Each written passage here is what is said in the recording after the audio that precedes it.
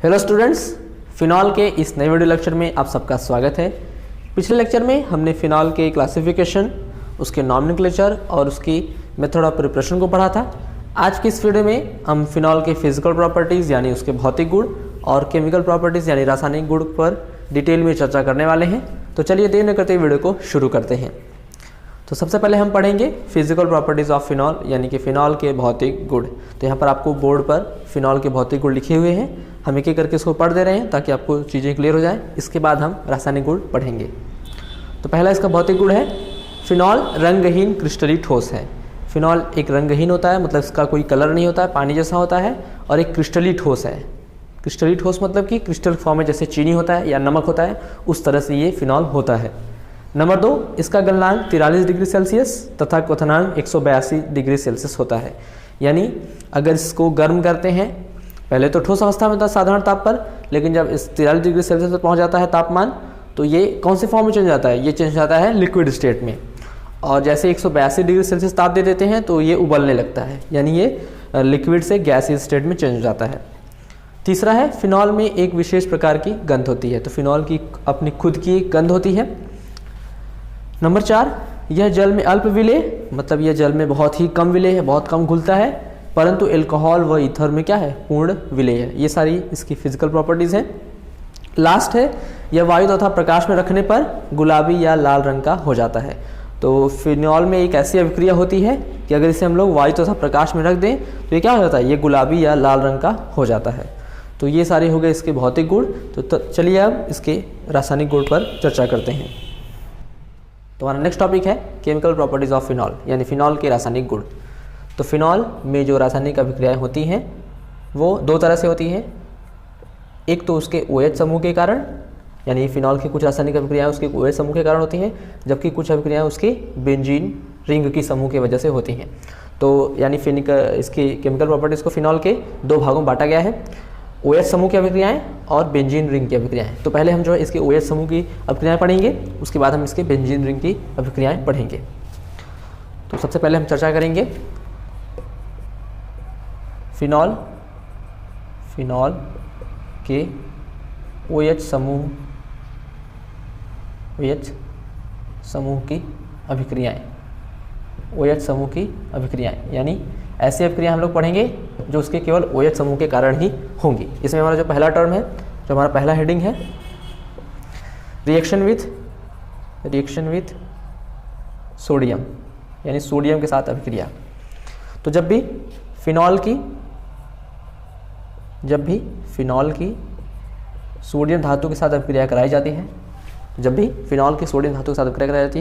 तो यहाँ पर जो हमारा OH का जो H समूह है ये विस्थापित हो जाता है और यहाँ पर Na जुड़ जाता है, यानी बनता है यहाँ से ONA, यानी सोडियम फिनॉक्साइड। इसको कहते हैं सोडियम फिनॉक्साइड। ठीक है। और यहाँ पर हाइड्रोजन गैस बाहर निकलती है। तो इसको बैलेंस करने के लिए हम इसका 2 अणु ले लेंगे, इसका भी 2 अणु ले लेंगे, तो यहाँ पर बनेगा 2 और H2 बाहर निकल जाएगा। क्योंकि यहाँ पे हमको H2 बाहर निकालना है तो यहाँ H2 होना चाहिए, तो उसका 2 अणु लेना पड़ेगा। 2 अणु लेंगे तो 2 सोडियम लेना पड़ेगा। तो यहाँ से बनता है, तो जब भी फिनॉल की अभिक्रिया कराते हैं सोडियम धातु के साथ, तो यहाँ पर बनता है सोडियम फिनॉक्साइड और हाइड्रोजन गैस बाहर निकलती है। ठीक है। सेकेंड रिएक्शन है reaction with sodium hydroxide, NaOH के साथ अभिक्रिया। तो जब भी फिनॉल की अभिक्रिया यहाँ पर सोडियम हाइड्रोक्साइड के साथ कराई जाती है, तो यहाँ पर भी देख रहे हैं कि यहाँ से ये टूटेगा Na+OH- में, और यहाँ से ये H+ बाहर निकलेगा, तो H+ और OH- यानी H2O बाहर निकल जाता है। H2, या फिर इसको यहाँ लेकर के यहाँ लिखें, यहाँ से H2 बाहर निकलेगा तो Na यहाँ जुड़ जाएगा, यानी इस केस में भी क्या बनता है? सोडियम फिनॉक्साइड ही बनता है। यहाँ भी बनेगा सोडियम फिनॉक्साइड। तो जब भी फिनॉल की अभिक्रिया सोडियम धातु के साथ कराएं या फिर सोडियम हाइड्रोक्साइड के साथ कराएं, तो यहाँ पर सोडियम फिनॉक्साइड का फॉर्मेशन होता है। ठीक है। और यदि सोडियम फिनॉक्साइड में ही वापस इसी यौगिक में कार्बन डाइऑक्साइड गैस प्रवाहित कर दें, ये जो सोडियम फिनॉक्साइड बना है और जल बना है, इसी में अगर कार्बन डाइऑक्साइड गैस प्रवाहित कर दें, तो यहाँ पर ये जो सोडियम फिनॉक्साइड ये पुनः चेंज हो जाता है फिनॉल में, ये पुनः चेंज हो जाता है किसमें? फिनॉल में, यहाँ से टूटता है H+OH- में और H+ यहाँ चला आता है और यहाँ से बनेगा NaHCO3 सोडियम बाइकार्बोनेट। यहाँ से ये टूटेगा H+ और OH- में, तो H+ तो यहाँ चला जाएगा तो OH हो जाएगा, यहाँ से निकलेगा Na, यहाँ से बचेगा एक O चला जाएगा तो CO3 और H, NaHCO3। तो अगर सोडियम हाइड्रोक्साइड की अभिक्रिया फिनॉल की अभिक्रिया सोडियम हाइड्रोक्साइड के साथ कराते हैं तो यहाँ पर सोडियम फिनॉक्साइड बनता है और उसी यौगिक में अगर फिर से हम लोग कार्बन डाइऑक्साइड गैस प्रवाहित कर दें तो यहाँ पर हमको फिनॉल वापस मिल जाता है। ठीक है। थर्ड हमारा रिएक्शन है रिएक्शन विथ जिंक। यदि फिनॉल की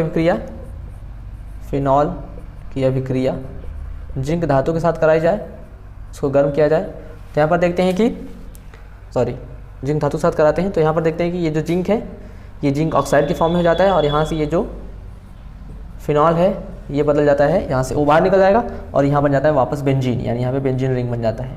ठीक है। और प्लस यहाँ से जिंक और ऑक्सीजन मिलकर बनता है जिंक ऑक्साइड। तो जब भी फिनॉल की अभिक्रिया जिंक के साथ कराते हैं तो यहाँ पर बनता है बेंजीन और जिंक ऑक्साइड। फोर्थ हमारा है रिएक्शन विथ अमोनिया। अमोनिया के साथ अभिक्रिया। तो जब भी फिनॉल की अभिक्रिया अमोनिया के साथ कराते हैं तो यहाँ पर एमीन प्राप्त होता है। फिनॉल की अभिक्रिया अमोनिया के साथ कराते हैं in the presence of zinc chloride की उपस्थिति में। तो यहाँ से देखते हैं कि ये NH3 टूटता है H+ में और NH2- में। ठीक है, H+ और NH2- में। तो यहाँ से तो H बाहर निकलेगा। ठीक है, H बाहर निकलता है, OH बाहर निकलता है और NH2 जुड़ जाता है। OH पूरा बाहर निकल जाएगा तो NH2 जुड़ जाएगा, तो OH और H+ मिलकर क्या बनाएंगे H2O और यहाँ पे जुड़ जाता है NH2। यानी यहाँ पे क्या हो रहा है, यहाँ बन जाता है, इसको कहते हैं एनिलीन प्लस यहाँ से H2O। तो जब भी फिनॉल की अभिक्रिया अमोनिया के साथ कराते हैं तो यहाँ पर एनिलीन का फॉर्मेशन होता है। ठीक है। नेक्स्ट हमारा फिफ्थ रिएक्शन है रिएक्शन विथ PCl5 यानी फास्फोरस पेंटाक्लोराइड। तो जब भी फिनॉल की अभिक्रिया PCl5 के साथ कराते हैं, PCl5 के साथ कराएंगे तो यहाँ से जैसे हम लोग हेलोल्केन में पढ़े हैं वैसे यहाँ भी अभिक्रिया होती है। यहाँ से OH समूह बाहर निकल जाएगा, OH समूह पूरा बाहर निकलेगा और Cl जुड़ता है यानी क्लोरोबेंजीन बनेगा, प्लस यहाँ से OH समूह बाहर निकलेगा और वहाँ का जो H है वो एक Cl के साथ बनाता है HCl, प्लस यहाँ से बनता है P बचता है और O बचता है और Cl3 यानी फॉस्फोरिल क्लोराइड। तो जब भी हेलोल्केन में भी हमने पढ़ा है कि अगर हेलोल्केन की अभिक्रिया किसके साथ PCl5 के साथ कराते हैं तो वहाँ पर भी बनता है वहाँ पर एल्कोहल की अभिक्रिया अगर कराते हैं PCl5 के साथ तो वहाँ पर बनता है हेलोल्केन और HCl और फॉस्फोरिल क्लोराइड। तो यहाँ अगर हमने एल्कोहल की जगह फिनॉल लिया तो फिनॉल की अभिक्रिया भी सेम वैसे ही होगी। ठीक है। अब जैसे देखते हैं कि यहाँ पर फॉस्फोरिल क्लोराइड बनता है, ये फॉस्फोरिल क्लोराइड पुनः इस फिनॉल के साथ अभिक्रिया करता है। जैसे एक अणु की अभिक्रिया हुई तो यहाँ पर क्या बन गया, फॉस्फोरिल क्लोराइड बना और यही फॉस्फोरिल क्लोराइड पुनः किसके साथ अभिक्रिया करता है, पुनः अभिक्रिया करता है फिनॉल के साथ। ये फॉस्फोरिल क्लोराइड जो बना है ये अभिक्रिया करता है इस फिनॉल के साथ और यहाँ पर नया प्रोडक्ट बनता है ट्राइफेनिल फॉस्फेट। यहाँ पर बनता है, उसको लिखेंगे C6H5 और ट्राइस PO4 ट्राइफेनिल फॉस्फेट। ठीक है। यहाँ से इसका अगर हम लोग 3 अणु लेते हैं तो OH बाहर निकल जाएगा और यहाँ से P आपको बता दें, यहाँ से तो OH बाहर निकलेगा तो यहाँ से जो उसका 3 तो H रहेगा और HCl ये बना लेता है थ्राइस HCl बना लेगा। यहाँ से बचा फास्फोरस और एक ऑक्सीजन और यहाँ से 3 ऑक्सीजन, वो बना लेगा PO4 और ये 3 लिए बेंजीनिंग हो जाएगा फेनिल समूह। ठीक है। तो यहाँ से बनता है ट्राइफेनिल फॉस्फेट।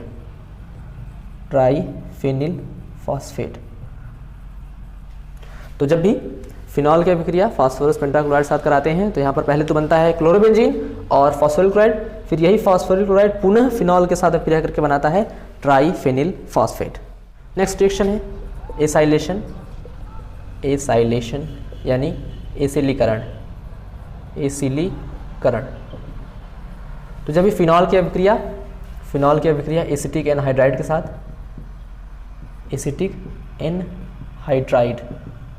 या फिर अम्ल क्लोराइड साथ कराते हैं, अम्ल क्लोराइड के साथ तो इस अभिक्रिया को कहते हैं एसाइलेशन यानी एसिलीकरण। तो इसको एक चलिए एग्जांपल से समझते हैं। यहाँ पर हमने ले लिया फिनॉल, फिनॉल की अभिक्रिया करा रहे हैं एसिटिक एनहाइड्राइड।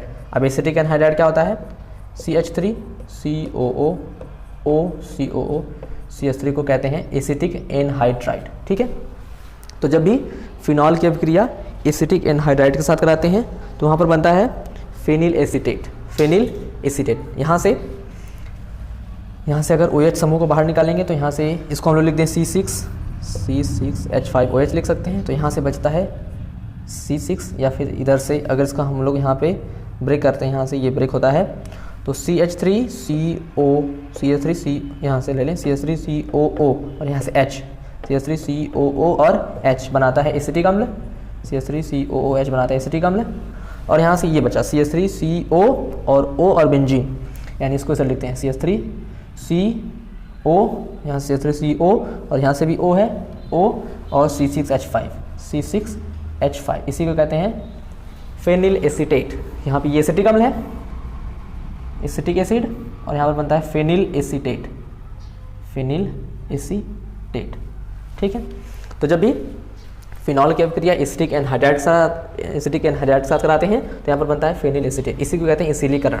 ठीक है, और यहाँ पर अगर हम लोग इसको एसिटिक एनहाइड्राइड की जगह पे, एसिटिक एनहाइड्राइड की जगह पे अगर हम लोग ले लें अम्ल क्लोराइड, मान लीजिए हमने यहाँ पर ले लिया OH की जगह पे ले लिया यहाँ पर CH3COCl, ये अम्ल क्लोराइड ले लिया, तो यहाँ से बॉन्ड ब्रेक होगा, ये यहाँ से Cl और यहाँ से H, ये बाहर निकल जाएगा तो बनेगा HCl प्लस यहाँ से इसको लिख दें C6H5OH,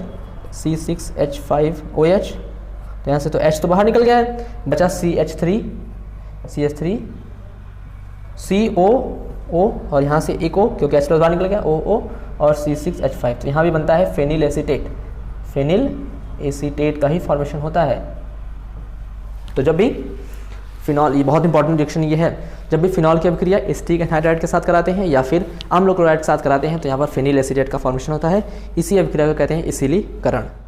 लास्ट रिएक्शन है reaction with methyl alcohol CH3OH। तो जब भी फिनॉल की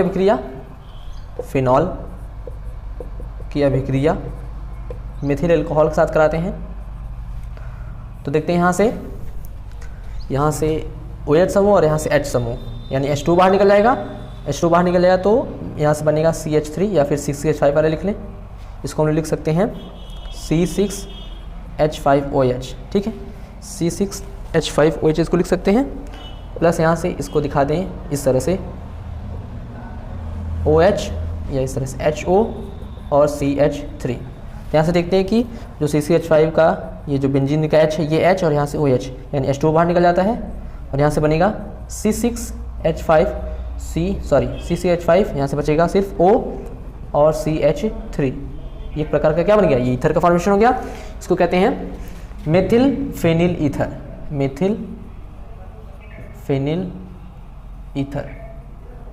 ठीक है, तो जब भी फिनॉल की अभिक्रिया मेथिल अल्कोहल के साथ कराते हैं तो यहाँ पर बनता है मेथिल फेनिल ईथर, यानी एक ईथर का फॉर्मेशन होता है जो कि होता है मेथिल फेनिल ईथर, और इसका एक कॉमन नेम भी है एनीसोल।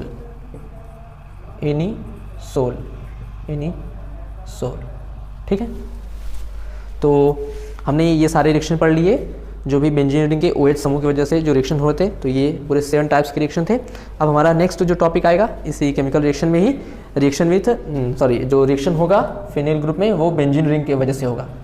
अभी तो हमने जितने रिएक्शन पढ़े वो इस OH समूह की वजह से हो रहे थे, अब जो रिएक्शन पढ़ेंगे वो इस बेंजीन रिंग की वजह से होंगे। तो आज की इस वीडियो में फिलहाल इतना ही। नेक्स्ट वाले जो हम वीडियो आने वाला है उसमें हम जो है इसके बेंजीन रिंग से जो जितने रिएक्शन होने वाले हैं उस पर डिटेल में चर्चा करेंगे। तो मिलते हैं नेक्स्ट वीडियो में।